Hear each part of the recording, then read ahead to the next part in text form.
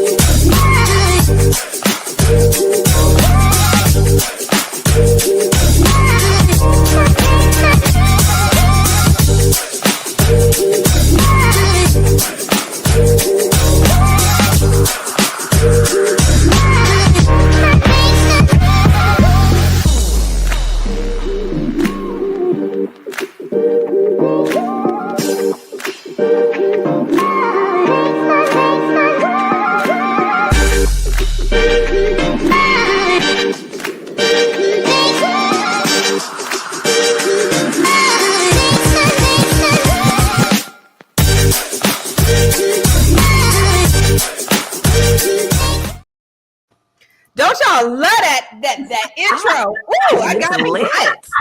You got me. I was like, yes. Welcome, ladies. Look, I have all the beautiful queens today. Welcome to Fly Nubian Money, where we help you to master your mindset and maximize your what? Your money. So today we're going to talk about a growing trend that's reshaping the Black family structure. Did y'all know? Let me ask you, did y'all know this? I don't know if anybody knew this, but more Black women are choosing to have children later in life. Birth rates among women who are over 40 are on the rise, while teen pregnancies are declining. It's a good thing, right? So let me ask you something. Is this a shift about financial empowerment? Is this better planning? Or is this the high cost of living simply forcing us to push back major milestones? And in our second segment, we're going to dive into a disturbing reality. A new study shows Black women are 25% more likely to receive unnecessary C-sections. Yep. So let me ask you a question. What does that mean for our safety and our autonomy in healthcare? We going to unpack it. But before we do that, I want to introduce the most amazing, beautifulest, dopest queens on the planet. I'm going to go over here, right here, to my sis. She doesn't have, wait, do you have a certificate or do you have a bachelor's? You have an AA? No, you got a master's in public policy? Yeah, that's my girl, Venessa. You got a master's in public policy. Yes. And then we're going to head on down to Shalaye, who is the CEO of Vital Source Realty. She hails from Boston, Massachusetts. Yes, ma'am. And then we have rounding up the final four, the B.Big Coach. That B.Big Coach. What to say? Felice, the B.Big Coach. And I'm your girl, Constance Carter. Now, I think we have all the right people in all the right places that are going to talk about all the right things today. Y'all, have you seen a shift in how people are having babies today? I know, like, my daughter's 25. She's like, I feel like if I had a baby now, it'd be like a teenage pregnancy because I am so underly prepared to have a child. Like, it's just not happening. And she'll be one of those people who have children later. But have you guys seen that, Shalaye? Have you seen a difference in how people are having babies these days? I have, and excuse y'all, I have a cold, so my voice, but I have, and I believe that it's partly because it's my perspective and like the group that I hang out with are over 40. So I'm seeing more of that. But I think as a whole across the country, it's a thing. Like, I know I had my last child at 42. So, okay. Yes, I had my last child at 42. So I believe that it is a thing. It's on the rise. You had your last child at 42? Mm-hmm. Whew, how do you feel about that? I feel great about that. I wanted her so much, and I know we'll dive more into it, but fertility stuff and everything, I tried for 4 years. How many kids you got? How many kids you got? I have 2. And your first kid you had at how? I was 36. Both of my pregnancies were geriatric pregnancies. Okay. All right. I just keep thinking about, being that grandma at the kindergarten graduation. But Felice, are you seeing this?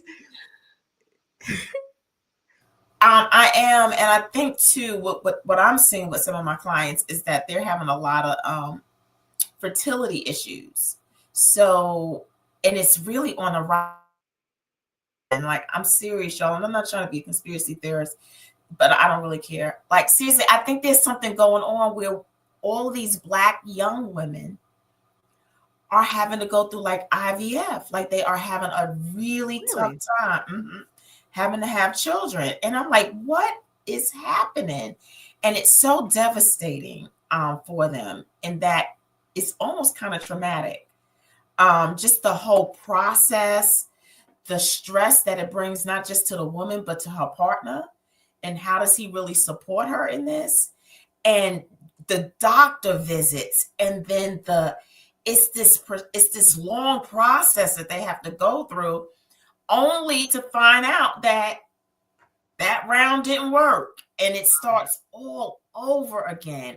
And then with the issues that they're having with their internal, like their uterus, their fallopian tubes, the ovaries, like it's just fibroids, like the list goes on and on and on of the challenges that Black women face. And it's just, I'm serious, enough is enough. Like we gotta figure some stuff out.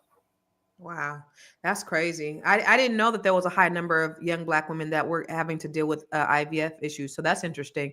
Venessa, what do you think? Are you seeing more people waiting to have kids?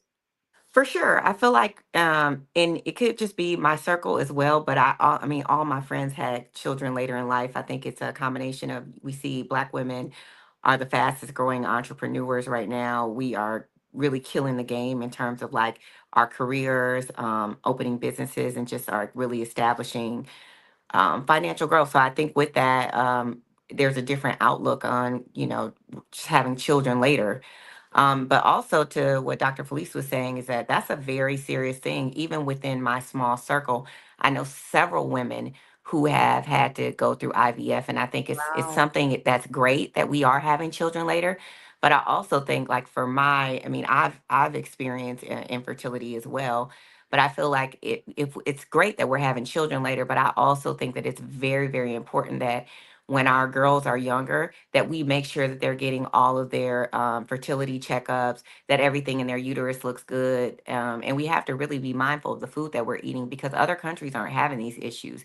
Mm, So what is it? It has to be the food. I was reading about yeah. some of the plastics that are in our food, and just the things that we drink every day that could be causing a lot of fertility issues, a lot of the dairy products, the way that they're made. So, I mean, there's a plethora of things that we're seeing that when corporations get in our food chain, I mean, it's not a surprise that there is a correlation between what type of chemicals and then the amount of fertility issues that Black women are having. Like I said, my friend group, I can name just 5 or 6.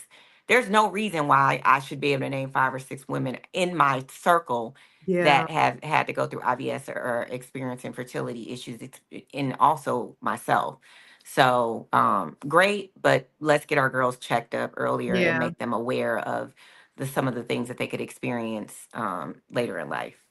I just think about Shalaye reminds me of who's that Abraham's wife, Sarah, having that baby at 99. I can't. Had to do it. Had to do it, Had to Sarah. do it We and gonna look wanted at to Sarah, do right? it. Can I say real quick, and just to Felice and Vanessa's point, hair products. Yeah. I feel like all of the products that are targeted towards the Black community, our food, all the junk snacks, the Yep. water that we drink, All of it. the air, the pollution in our neighborhood, the hair products Yeah. that are targeted to Black women. Mm-hmm. All of that Yeah. stuff, I believe, is a culmination of what's causing these the And increase. one more thing, y'all, too. When I went to a conference many, many years ago, there were 2 doctors in North Carolina, one Black, one white, and they wanted to do the study as to why so many Black women were having miscarriages. We also have an enormous amount of miscarriages that Black women have. And their study showed that the amount of stress that Black women go through is so ridiculous. And their thing was that we're going to have to go back as early as elementary school to teach Black girls how to manage their stress, because we hold stress in our wombs. And so they were saying that we've got to find a way to also teach our Black girls how to manage stress. And that one of the reasons too, and it's African-American women, it's not African women. But when African women get over here and they start dealing with the level of racism, discrimination, microaggression, all the different things that they said that Black women are subjected to, all contributes to why she is not being able to carry full term. That is interesting. And, it's just like, the more technology and the easier that life is supposed to be, it actually gets harder for us as Black women. And we're not built for this. We're not built for the kind of stress. Of course, we're not built for all the chemicals and all the pollution and, all those things. And you add stress on top of that. Right. It's like it's not if we're gonna get sick, it's when we're gonna get sick. It's not like if we're gonna get cancer, it's like at what point, when are we going to get it because of everything that's coming at us.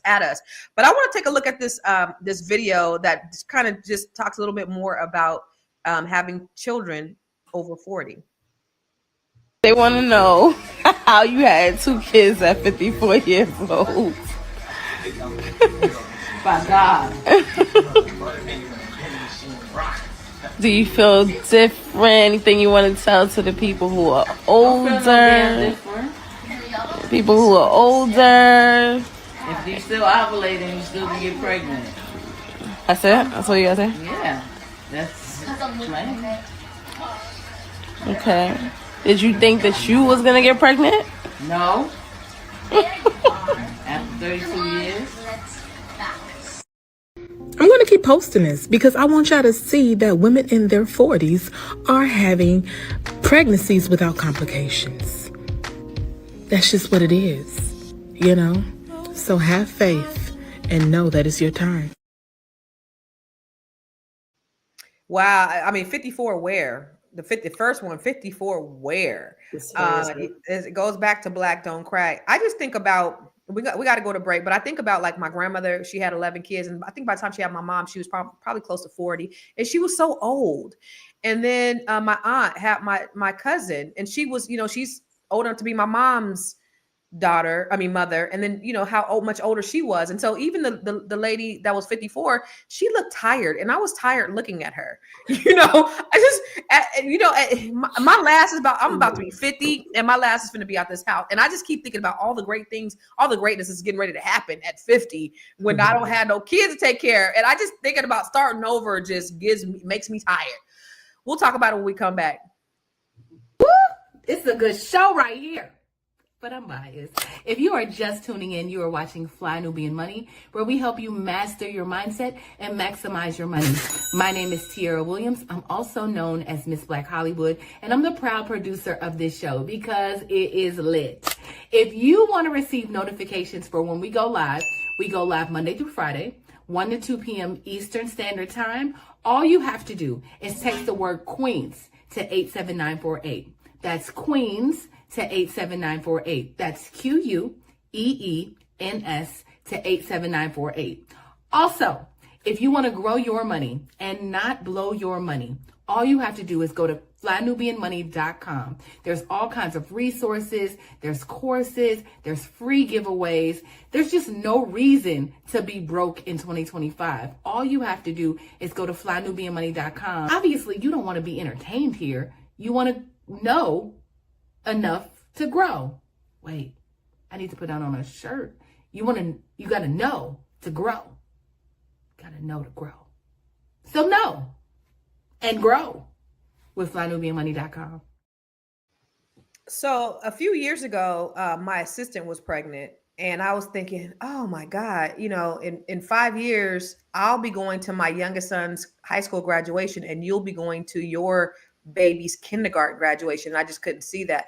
Do you ever think, Shalaye, because you had your and I know you're excited about it, you love it, but do you ever think about, the idea of being, much older than the other parents? Because I remember when in elementary school, one of the girls had really older parents, and the kids would tease her and say, "There's your grandma and grandpa," and she would just, woo.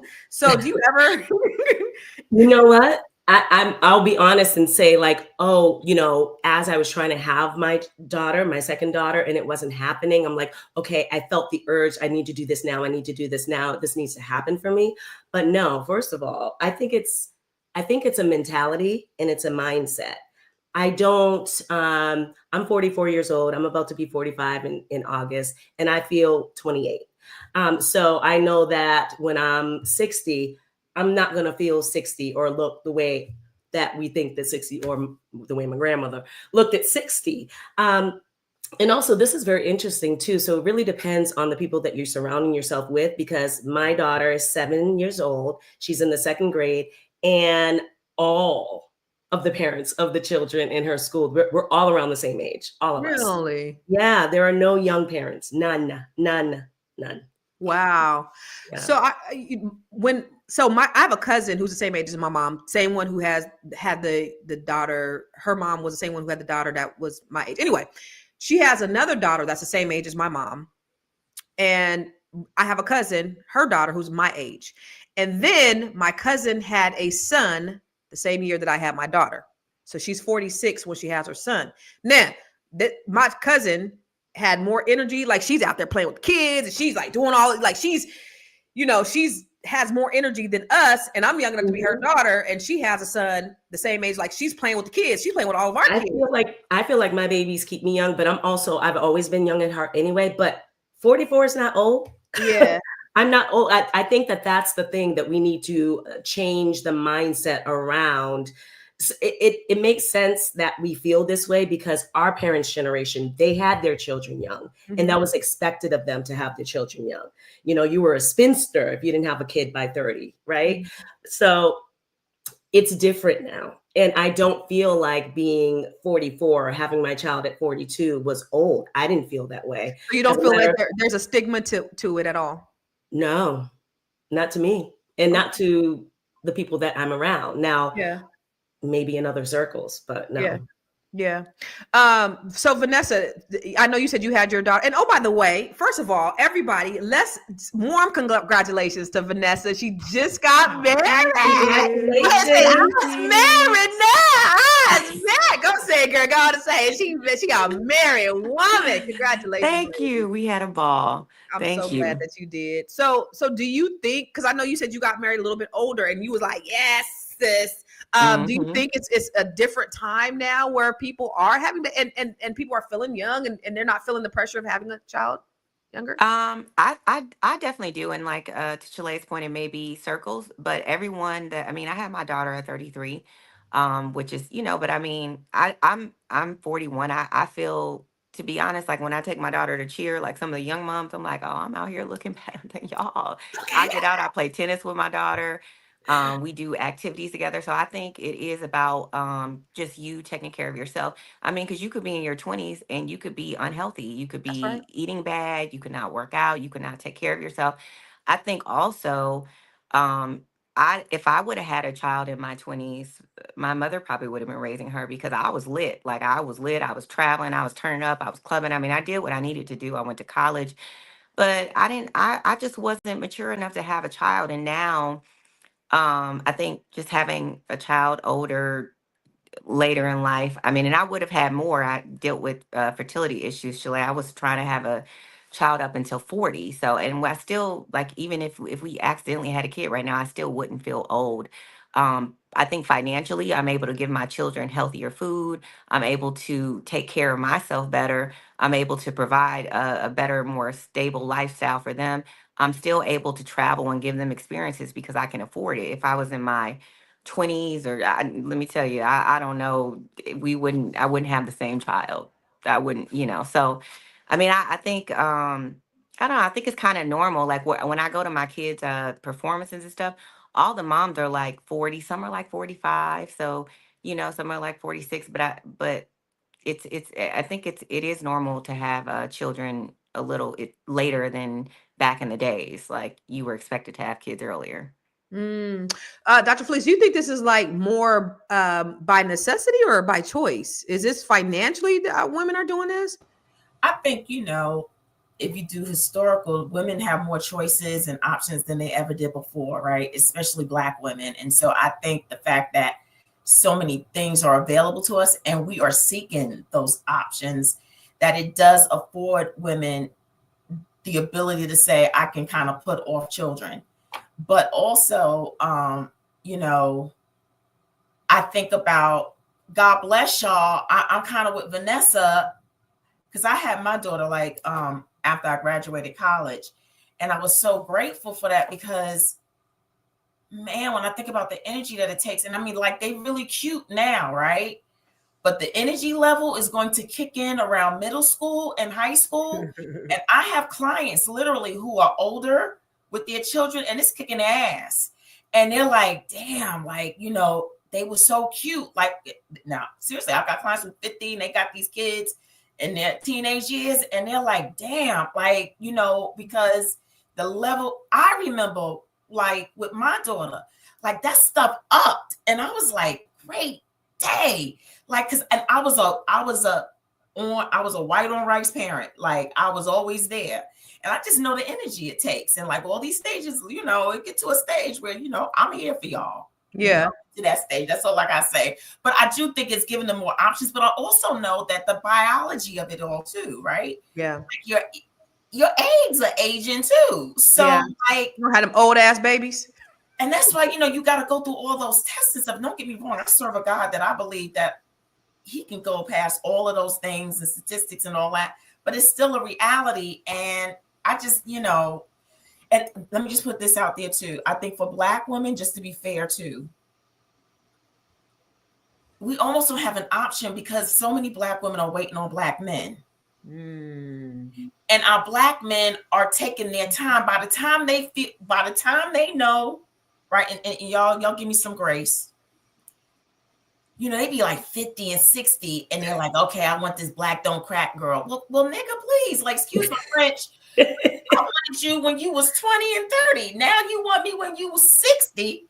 You get what I'm saying? And I'm older, and we both trying to have, like, there's so many variables. It's so many variables, and it's so not fair. Like, Black women really have a lot of different obstacles and challenges that awaits them that no other ethnicity has to go through. And so you got these Black women who are waiting on these Black men who are taking their time to reach back for them. And so what is a Black woman to do? So a lot of times it's not even that they want to wait till they're 40 to have a child. It's just that the romance and the possibility for a real relationship to happen that makes sense occurs when they're older. Yeah. And they want to give that man a child. Yeah. And they want to have that child themselves. So it's not also, you know, there's so many different variables. So y'all forgive me, you know, Black men, I love y'all. No, but you know what, you know, just being out here, you know, in the dating world, I'm seeing older Black men having small children too. And I'm like, oh, yo, no, I'm not raising nobody's 4-year-old, 8-year-old, nothing like that. But I'm seeing that a lot with these Black men too. And that's, you know, for me, lets me know but the other thing is, when you talked about the energy level, I just think about, like, when I had my daughter, man, I was at everything. Like, I was white on rice. When you talk about white on, that fourth one is basically raising himself at this point. Like, yeah, I mean, when they cry, like when you had that first one cried, you like, let me go. That second one is like, okay, well, what kind of cry is it? Let me make sure it don't sound like he hurt. So, you know, I can take my time getting it. You know, when you get a little bit older, you know, things start, your sense of urgency, your energy, it does change. So I understand that completely, Felice. Well, I have a perspective on that. We'll talk more about it when we come back from the break. I know you're busy. You got things to do, and you can't take us on the go with you every single day. Good news for you. We are now on Spotify. So if you can't watch us, now you can listen to us on Spotify.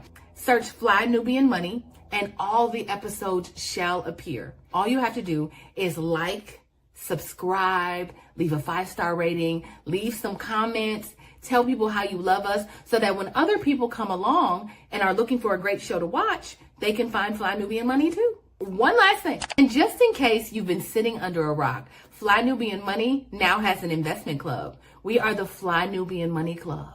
It's easy. All you have to do is go to flynubianmoneyclub.com, and I am committed to bringing in top experts from all industries to help you level up. They're teaching us the skills that we need to compete in this market.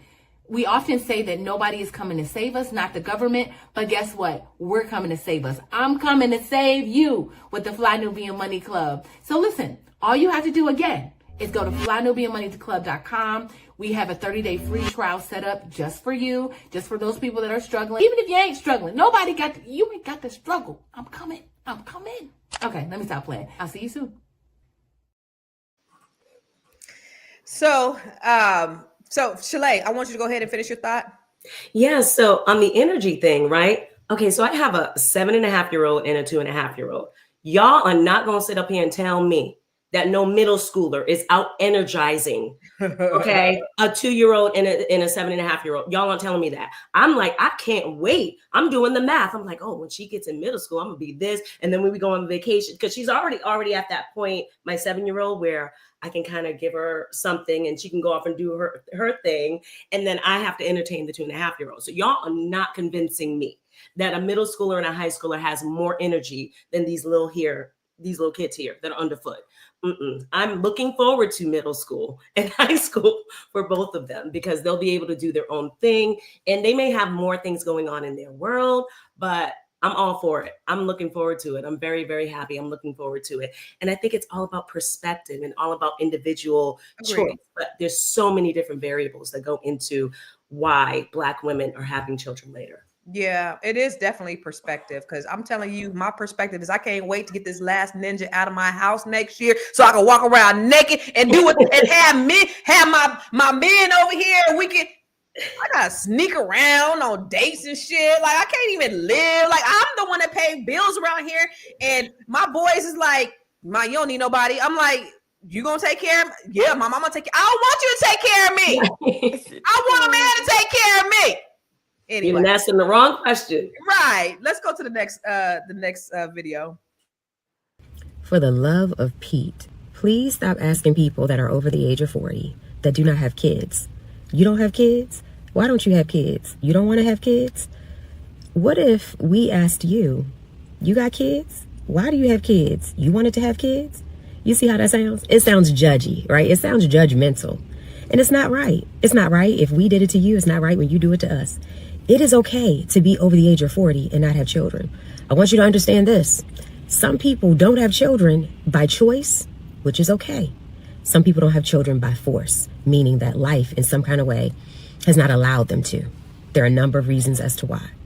Understand, you got to be sensitive, okay? You got to be sensitive with that. So let's start accepting that some people over the age of 40 are childless, and it's okay. Like, I'm a mom-tea, okay? I'm a mom auntie. I love my nieces and nephews and my godchildren, right? I get to be a mother figure to them. I love it. And so I just want us to be okay and start normalizing rich auntie vibes, right? Mom-tea vibes, okay? Childless over 40 vibes. It's normal. It's okay. I promise y'all, we're okay. Be easy breezy. Good gracious. I love it. My sister's a mom tea, so she is the best mom tea ever. Like, she's one of those people. Do you guys know people like that? They're like, you know what? I just choose not to, and I'm okay with that. But how do people receive them? Vanessa, do you have people like that? Yeah, I mean, my best friend, she decided, she was like, I don't want children. She was like, that's not my okay. path. And let me tell you something, my daughter loves her. That's her boo. She's giving all the rich auntie vibes, and I'm like, girl, I hope you giving the richness to her, because the way you over here giving her stuff, we ain't, no, she don't need that. But I mean, loves her. And so I think it's okay for women to on their own decide that that's not for me, that I want to do other stuff. I want to travel. I don't want to be held down by children. They're a lot. And I think it's people that have children, it should be a very intentional decision. And I think that we would have a better community, a better group of children, and a better future if mothers and fathers were intentional about having children, as opposed to just like having them and then they all over the place. You can't give them the attention or the resources that they need. Yeah. So I think that that's dope for a woman or a man to say that that's not for me. And I'm okay with that. I'm okay with being a rich uncle, rich auntie. And I mean, my daughter, like I said, she's straight, like with the, I can't compete with rich auntie, because rich auntie does everything, like.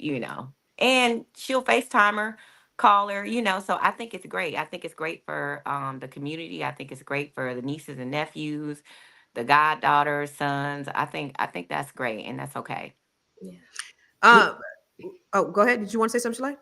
I did. I just love the fact, I've never seen that video, but I love the fact that that woman did that video. I actually felt like that. And people are so insensitive and downright rude. You should never be asking or questioning a woman about her fertility choices, because you don't know what's going on. You don't know if she has fertility issues. You don't know if she wants to become a mom and if she doesn't, and it's her prerogative.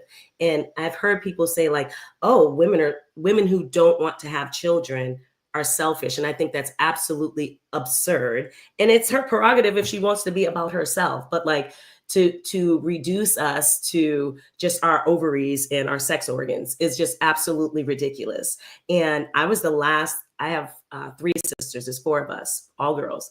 And I'm second oldest, but I was the last to have children. And people were always asking, especially family, oh, wow, you don't want to have kids and things like that. And I'd be like, it's just such a rude question, and you should never be questioned as a woman on whether or not you want to have kids.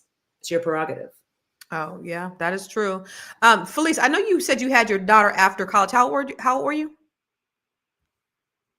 I was young. You were after, okay. I was very young. I was right after college. So I went to college early. So I was like 21. Okay. Oh, okay. So I was 23, I think, when I had my. So do you feel like, do you feel better that because I know these two, which actually makes this a great, well-rounded panel, because they had their children a little bit older. I have my daughter in my early 20s. You had your daughter in your early 20s. Do you think it was better for you having your daughter young, or do you think it would have been better if you were a little bit older? Nope. I mean, and I hear everything, and I live by a different. I live the way that y'all are all talking. I had a different perspective. Now, I wasn't trying to have my child. I really wasn't. I was using protection. And still got pregnant. And I didn't have a lot of money when I had her either. And that didn't stop us from traveling the world, seeing different places. So I don't subscribe to certain things, right? Like if I wanted to do something, I went to God, asked him how he going to do this, and he made it happen. And so I loved, and even though I was young, I did have a strong village, and I loved it because I had the energy to do things with her. And she really wanted to be my companion, but it was because, I was young enough to really enjoy her. Mm-hmm. And be with her, and even though young, but I will say this, that if I was older, I probably would have been a little bit more attentive and not taking some things for granted. Because being younger, I think I took some things for granted. Like some things my daughter, she had to learn, wing it, because I was winging it too. So I think that if I was older, I would have had a little bit more intentionality about how I went about raising her and doing different things. But I love the fact that I had her when I do. And I always trust my flow. Like there's a reason for the way your world works out the way that it does. Yeah. And I always trust it. And so I was supposed to have her when I did. And I just never had another one. And I'm okay with that. Yeah. That same, well, with me, I got married and then I had a baby. So I was with him for like 7 years before we got married. But we got married at 22, I think. I think I was 22 and had her at 23. I did want to wait. I wanted to travel. I wanted to live a little bit, but things happened. Like a month later, I got pregnant. But for me, I always go back to my prefrontal cortex not being fully developed when I made a lot of decisions. And I think for me, I would have done a little bit more, but I still wouldn't have wanted, because I had my last one at 32. So the last 3, 28, 30, 32. And so that's probably the extent of where I would have wanted to end for me, because again, 50 is like the new 20. And I can't wait till these ninjas get up out of here so I could spend my 50s better than I did my 20s. It's going to be lit. Like your life was lit, Venessa. I'm going to be lit too. Shit. Can't wait till these Negroes get up out of here. That's for real, because like, I did get depressed when my daughter went to college. But when I got over that part. Ooh-wee, like that part. The world opened up to me. It was like I had a reset. And Yes. I got to do life all over again on my terms, Yeah. almost single. You know what I mean? Yeah. And it Yeah. really was beautiful. And I was able to find out more about myself because I had the freedom to just really do it and not have all these responsibilities. Now, she's still a but not the intense responsibility of being a white on rice parent. Like it Right. really was wonderful. You're gonna love it, Venessa. Oh my Yeah. gosh. Yeah. Yeah. For Because sure. I was like, oh, I think when my baby leaves for college, I was like, I'm gonna be crying. I ain't gonna be able to deal. I was like, I'm gonna sell my house and move where she moved. Because That's what. Well, I did. Listen, I did. I see, did. that's my boo. I I have did. said the same thing. Yeah, I did. Yeah. But you know what? The relationship when they grow up, because I used to think, because my daughter was my baby. That was my baby. And I used to just think when she grows up, oh my gosh, she's not gonna be my baby anymore. The relationship changes and it actually gets better because now she's a woman. So now she's she's my bestie, but I ain't one of her little friends. Yeah. But it gets better. And so I didn't even realize that the relationship could evolve in the way that it does once they grow up, but it does. But I thought I was going to miss her being a child, but it just gets gooder and gooder. And so you'll love it. I do want to shift gears though, and I want to talk about the idea of these C-sections, because what's happening is, I don't know if you guys know, but a lot of Black women are being pushed to have C-sections for some reason or another. And I don't know if you know the history of, there's a book called Medical Apartheid by Harriet Washington that speaks about all of the experiments that they've done on Black people. Nearly Black women are 25% more likely than white women to undergo unnecessary C-sections. And I don't know how many here on the panel have had C-sections, but these surgeries often risk of infection, of hemorrhage, and complications of future pregnancies. Researchers believe unconscious bias and systemic healthcare inequities contribute to the outcomes. So I want to look at this video about that, because this is huge for us and what's happening in our community. The father of the C-section started practicing on enslaved women in Haiti. In the late 1800s, he moved to Louisiana, where he continued his work. It is said he moved here specifically because they were number one in the disproportionate use of Black women and birthing people's bodies for C-sections. His first successful birth, named Cesarine, was born in 1831 to a slave woman. He ultimately performed 30 to 37 experimental cesarean sections on slaves. Yeah. So there are tons of medical biases going on right now. Black women are disproportionately dying of childbirth than any other race of people. And there are a lot of unconscious biases that we're seeing that's happening to Black women. And we need to be aware. I know somebody had a personal story. I think it was you, Venessa. Did something like that happen to you? Did you have an issue like that? Yeah. Well, I mean, mine was he was trying to induce me, but I feel like after I learned, I didn't know this in the moment, but I learned that there was a lot of other stuff that could have been done to bring on the labor. I ended up having a C-section, and I really believe that the C-section led to scarring in my uterus, which eventually, I mean, I couldn't hold a baby. I haven't been able to hold a baby after that. I've had 5 miscarriages. So I think that the bigger picture is that our bodies are meant to naturally push out a baby, and C-section should be used for emergency. But as I dug deeper in it, they get paid like 3 times as more for the C-section, the hospital and the doctor. And so it's widely pushed, especially if you're, I was 33, I just feel like it was kind of like they did the bare minimum to try to induce the labor, and then they just immediately was, oh, I'm gonna schedule you for a C-section.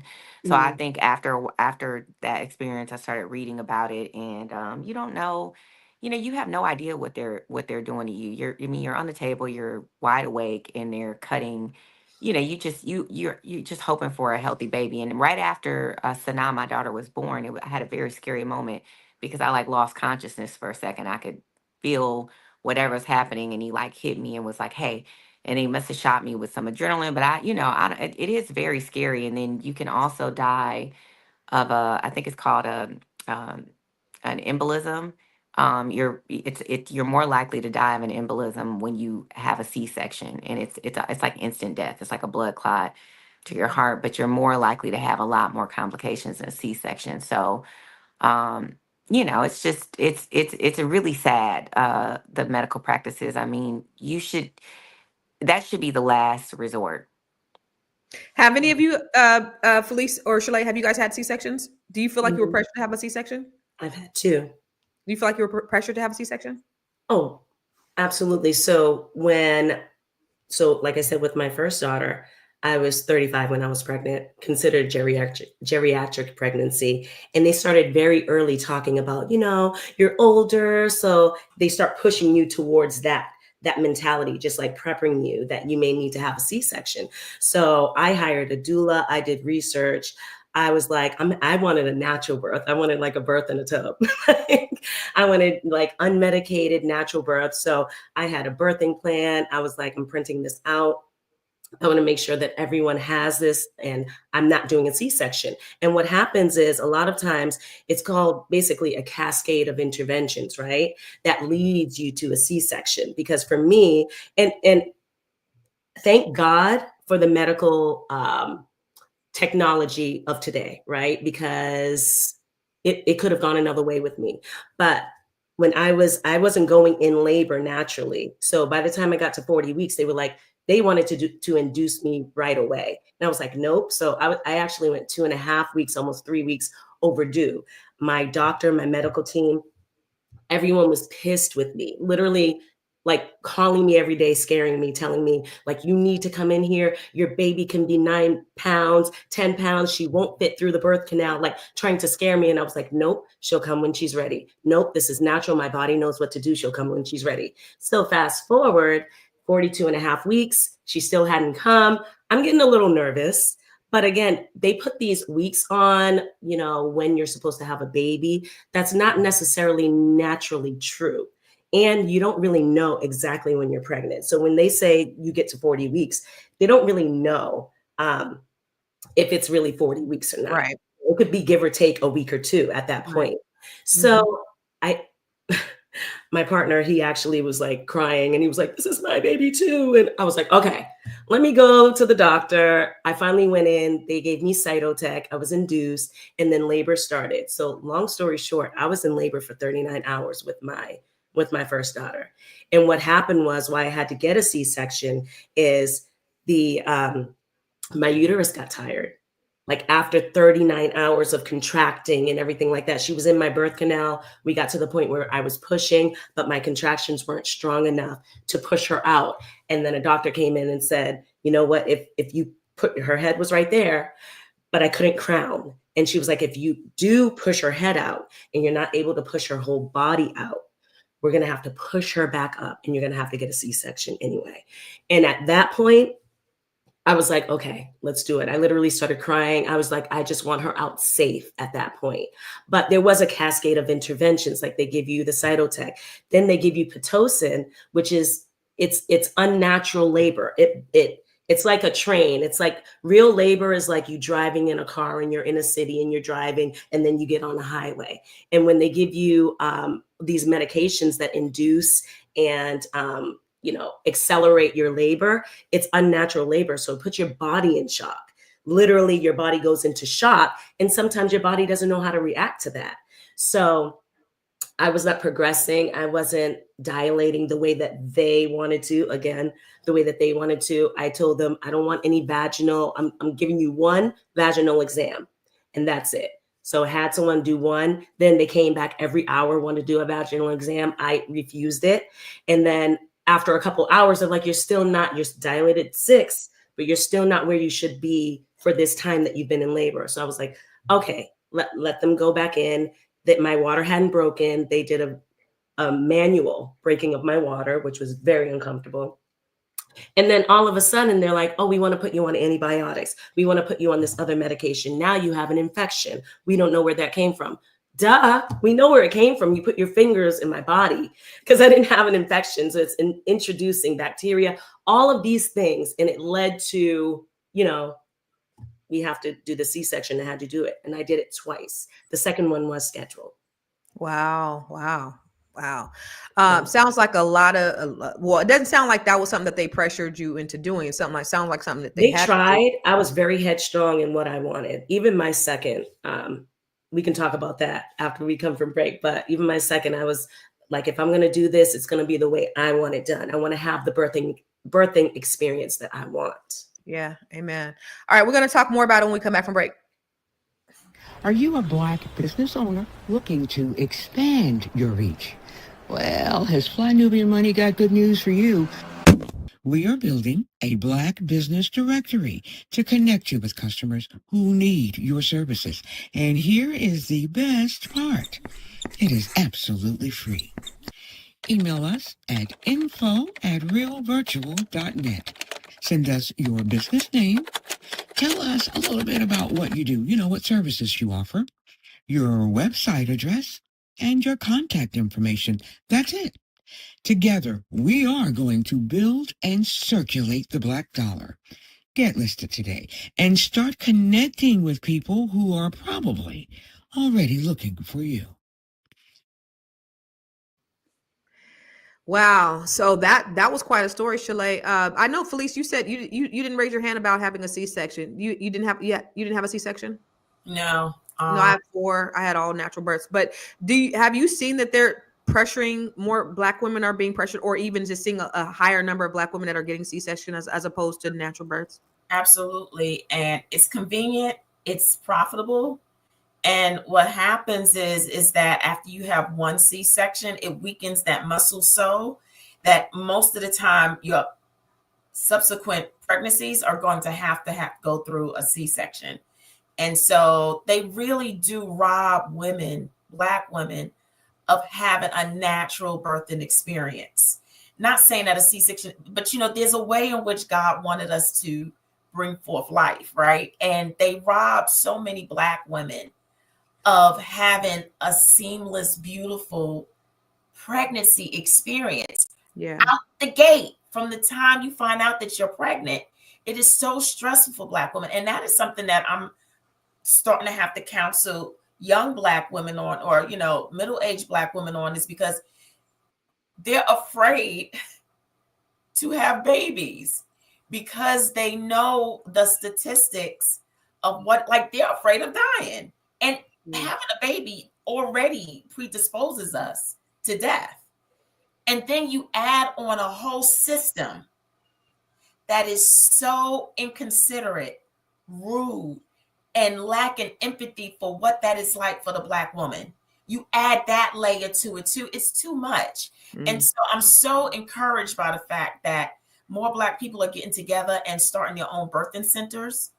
I saw the movie Aftershock on Netflix, and they showed how Black men are starting to take up the charge on helping their women through the birthing process as well, to ensure that their babies get here safely and that their women are alive to enjoy the family that they just birthed. And so I'm really encouraged by that. And, one of the things that I learned on Aftershock too was that Black women, doulas and stuff, they were the premier experts on bringing forth birth. And white men took it over. And not only did white doctors take over the birthing process, but they handed it back over to the white women through nurses. But Black women, when they were having babies through doulas and, what's the other word that they use? Midwives, the pregnancies were safe. Yeah.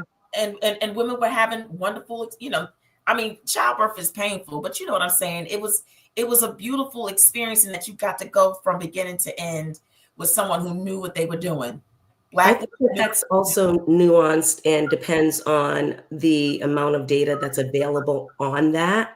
Also, I will say, from my experience, and I know that in general in this country, Black women have a horrible, not a horrible experience, but may have a worse experience than their counterparts. I will say for me, and I'm in Massachusetts, so maybe that makes the difference. My medical team, I felt like both times were absolutely great. There were times, obviously, I was kind of deemed a difficult patient. Like I wanted to wait 42 and a half weeks. I did not want them inducing me and all of these things. But at the end of the day, I thank God that I had an option of a safe C-section, because I don't know what would have happened. If I couldn't birth my child, we both would have died. So if I had a choice. There's a hospital called Mount Auburn here, and it's like a birthing center. And I had a choice to go there or my hospital. And I was like, something in me was just like, choose your hospital. And I had a great experience. If I had gone to the other one, they would have had to transport me to the hospital because they did not have the capability to do what I needed to be done. Now, the fact that I had to have a C-section and my body wasn't reacting, is that due to my age at the time? I was 36. I had just turned 36. I don't know. Maybe that's also a thing with older women. Maybe that's a thing. But I will say that if I had been in a midwife situation, that would have been very dangerous for me and my child. So I'm glad for the intervention. Yeah. Yeah. Yeah. I think it's a combination, like just of the research of the drugs, like the drug, because they didn't, which is interesting. They gave me Cytotec, they didn't give me Pitocin. That's why I said there was a lot of other things that could have sped up the, but they say that can either work one or two ways. It can start the contractions. They didn't break my water either, so I mean, it's just I don't know what I don't know. It was my first child. I was scared. They scare you half to death too, because you want your kid to come out healthy, and you don't want to do anything that harms them. But what I read is that drug can either really, it can cause contractions, but then you never reach the point of the strength that you need. Like you never reach 9, you never reach 10, you never get to the contractions to the level that they need to go. So I mean, maybe it is, age, but a lot of what I've read just doing research is that the drugs that they give you are not consistent, and they're, like you said, they're fake. So your body is not, your body is responding to something that's really not happening. So it's kind of confused. And just for C-sections too, I think it's just important for, going back when you're young, to get your fertility check. Like, my mother didn't talk to me when I was in my 20s or even 30s. Fertility, I just thought, oh, when you get ready to have a baby, you just have a baby. Yeah. But then I didn't realize there was all these issues. So I mean, freezing eggs, if women want to have children later, that's a real reality that people should discuss with their young daughters if they want to wait until their 40s. Like, let's get this workup done. Let's maybe freeze your eggs, because I feel like Dr. Felice, you mentioned, I mean, even the egg quality does decrease as you get older. So right, but if you take them when you're younger, the uterus is still going to work the same way that it works. But yeah, we really have to be intentional about talking to our children about C-sections. Like I said, I had so much scar tissue, and then I had a miscarriage, and I had a doctor go in and say that he was giving me a DNC. They put me under anesthesia. They did the DNC. 2 months later, I was telling him, like, I'm experiencing a lot of pain in my abdomen. I am hurting. He never even put the ultrasound over my belly to see like what's going on. I'm at a job site with all men. I start profusely bleeding. This man did left the whole fetus inside of me. Like, what? Did you sue? No, girl, I'm super resource. You can't sue. They're so well protected that basically every attorney that I spoke to said I would have had to have a hysterectomy or died. That's to the extent of where they would pick up a malpractice lawsuit. So the women, I'm telling you, the medical industry for us, and I mean, and then you go a step further, Black women. So you got women, and then you got Black women. It does not protect us in the realm of childbirth, Wow. or I could not sue this man. There was nothing that I could do unless I had a hysterectomy or if I had died. Those are the two things that could have, happened. But I could have died because, I mean, I lost so much blood. I've never seen so much blood like that in my life. So, I just, be intentional about who your OBs are. Well, Just that's what I was be. going to ask you, Venessa. How can Black women advocate for themselves to make sure that they're getting the proper treatment? Well, after this experience, I actually started researching the medical groups, and then I went and found I was very intentional about finding a Black OB, which is super hard to find in LA. And just the conversation, the first time I sat down with her, I wish I had met her years earlier, because I feel like all the fertility issues that I had and wanting another child, she would have got it resolved. But the conversation was so different. The questions that she answered, how she took her time with me. And even when I would tell her some of the miscarriages and the stories that I have, I could tell that she empathized with it. Like, it wasn't just like, I'm just telling you something. Like, she was so engaged. And so I think it's very important that whoever your doctors are, whoever your OBs, you want them to really be engaged with who you are as a person and to just care.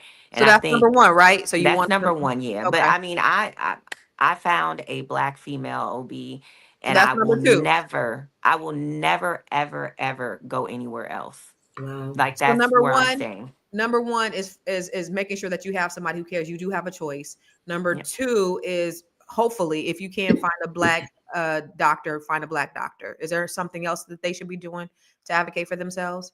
I mean, just reading reviews and research, but I mean, I that doc- I wouldn't, I couldn't have even imagined that doctor would have, because he delivered my first daughter, but I couldn't have even imagined how negligent you could be, and then there'd be no repercussion for it. That is crazy. Hmm. All right, we're gonna go to the next video, but before we do that, Jigga said that happens to every woman, not just Black women. She's probably not a non-melanated person, and actually, Black women are 25% more likely to get unnecessary C-sections than white women. So it actually does happen more to Black women than it happens to everybody else. Oh, by the way, Jigga. So hopefully you're still watching, because you posted that a long time ago. But let's look at this last video, then we're gonna get up out of here. So let's talk about the real benefits of having a baby when you're older, like some of us. Okay, had her at 47, patient as a mother. Like, oh, you don't want to sleep? Oh, you just pooped, so it's probably not gas. Oh, you don't want to eat either? You just want to scream? Okay, cool. We'll take a walk outside. No problem. She can't beat me. Patient as all get out. She got a little seat. Look. Okay. Put her in her little outside chair, and we just kind of walk the neighborhood driveway back and forth. I am unfazed. Welcome to having an old mommy baby. I would think when I be hearing my nieces and nephews, my great nieces and nephews hollering and screaming, shit, my patience is gone. But let's go ahead and wrap this up. Shalaye, give us your final thoughts on where we can find you. My final thoughts are, like Venessa was just saying, it's very important to advocate for yourself. And sometimes it's hard to know how to do that, especially if this is your first child. You don't know what questions to ask, how to do that. For me, it was very beneficial to get a doula, and I got Black doulas both times I had my children. And I was able to meet with them, and they gave me great advice and insight on what I should be asking. And no, you want it this way, fight for that. We're going to fight for that. And I'm there as a voice for you in the delivery room or the operating room. So that's what I would say. I really enjoyed this talk with you ladies. I'm Shalaye Camillo, Vital Source Realty in Massachusetts, but I can help you buy or sell real estate anywhere in the continental United States and Canada. All right. Reach out to me at Shalaye Camillo on Instagram, and you can follow me there, and our website, vitalsourcerealty.com. Awesome. Thank you, Shalaye. What about you, Miss Felice? Final thoughts, baby. I am very passionate about this, and that is why me and my co-founder, we started our nonprofit, States of Wellness, Inc. And what do? We go into the 50 states to bridge disparity gaps, building teams of trust, so that Black and brown people in our communities can know that there's doctors who look like them, who want to make sure that they have a better experience in their medical and mental experiences. So please look that up, reach out to us. Maybe we can come to a city near you and do one of our clinics. My name is Felice Hightower-Britt. I'm the b.big.coach. I'm on Instagram. I'm on Facebook. And my website is www.thebebigcoach.com. All right. Thank you, Dr. Felice. Appreciate you, Mama. And thank you for your passion about helping Black women. Venessa, tell us about what your final thoughts are and where can they find you? My final thoughts are just to advocate for yourself. I mean, Black maternal health is a serious thing, and I think that if you're a new mom, you're going into it with everything's going to be okay. Everybody is for you. Ask a lot of questions. Don't be afraid to reach out to elders. And talk. I think it's very important that we continue to talk about our experiences so that we can know that fertility issues are a real thing in the Black community. Miscarriages are a real thing in the Black community, and stories like myself happen. So if there's any way to avoid that or get better health care, then we need to advocate for ourselves to do that and also help the women around us. You can find me at Vigo Paul. I run a general contracting company in Los Angeles. We do ADUs, additions, driveways, pretty much everything. So if you're in the Los Angeles area and you're looking to create an investment property, or you want to build a new kitchen or bathroom, please reach out to me. Once again, you can find me at Vigo Paul. My company is Winter Remodeling, Inc. Thank you, guys. Thank you, Venessa.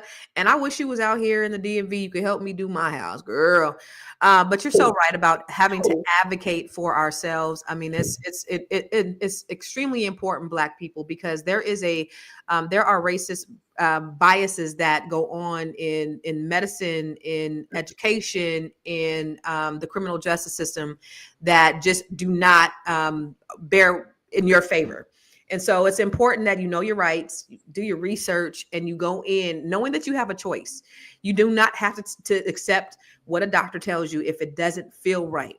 One of the things that our parents will teach us, and we talked about this before, Venessa, is like we'll just listen to whatever our parents listen to whatever the doctors say because that they know, but really they don't know everything, and they are incentivized on certain things. They're incentivized on giving us C-sections because they get paid more money when they give. That's a surgery. They get paid more money opening you up, cutting you up open, and stitching you back up than they do actually doing a natural child birth. They get paid more money when they give you medication that you really don't need that's going to mess up something else. They get incentivized by doing those things. So they don't always come from the best place. And remember, if they are going to experiment on anybody, it's your Black ass. Trust and believe. So at the end of the day, whether we're choosing to wait or push out our weight, one thing is clear: Black women are rewriting the blueprint for motherhood. But while we build our futures, we cannot ignore the health disparities, the economic barriers, and the silent pressures shaping our choices, from reproductive rights or financial realities. It all matters. So let's keep demanding better for ourselves, for our families, for our future generations. And thank you for joining the Fly Nubian Money, where we help you maximize your shmoney. Keep thriving, keep questioning, and keep securing your legacies. You can find us everywhere on Spotify. Just search for Fly Nubian Money, and then we'll be here tomorrow, 5 days a week, same bat time, same bat channel. We appreciate you for watching.